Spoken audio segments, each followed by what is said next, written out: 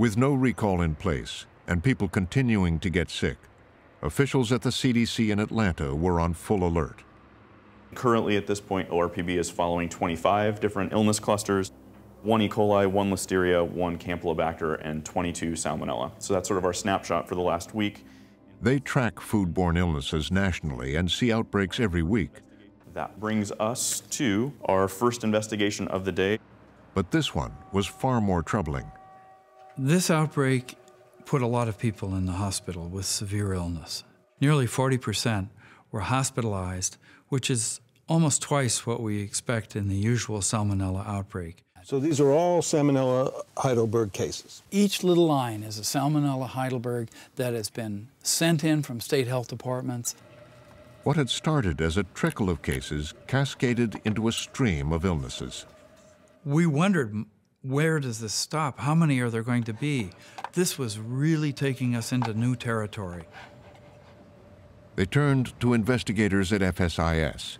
We'll have to analyze those trends. Dr. David Goldman is the point person for FSIS on foodborne outbreaks. The interviews of the patients told us repeatedly it's Foster Farms predominantly, not in every case, but most of them mentioned Foster Farms. I think about 80% said that. What was confounding was that Foster Farms had been meeting the Salmonella standards in 4 plants that were suspected of causing the outbreak. I think Foster Farms had passed all of their sets in terms of the performance standards we had for whole chickens. So in plain language, Foster Farms had been performing according to our expectations. The agency's own internal data show that government inspectors failed to find any sign of Salmonella inside these 4 Foster Farms production plants between 2010 and early 2013. More than 500 samples had been taken. Not one was positive for Salmonella.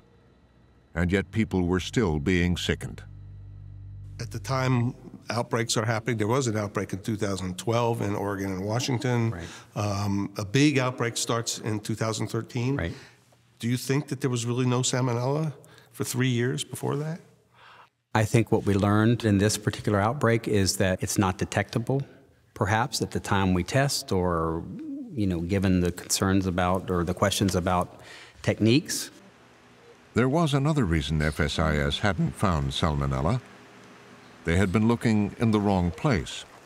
When we were talking to sick people, we were asking them, what kind of chicken did you eat? Where did you buy it? And what was it? Was it a whole carcass? Was it thighs or breasts? Why is that important? Most of the regulatory attention and most of the industry attention has been focused on reducing contamination in the whole chicken carcasses. But there's been little attention focused on chicken parts. And that was a huge problem, because 80% of the chicken sold today has been cut into parts, a process that can release Salmonella buried in the skin. Yet FSIS had never set limits for Salmonella on chicken parts. So what you're telling me is the government has not tried to reduce the amount of Salmonella on chicken breasts and chicken legs like the kind I buy? The effort has been focused in the industry and in the government regulations on the whole chicken carcasses.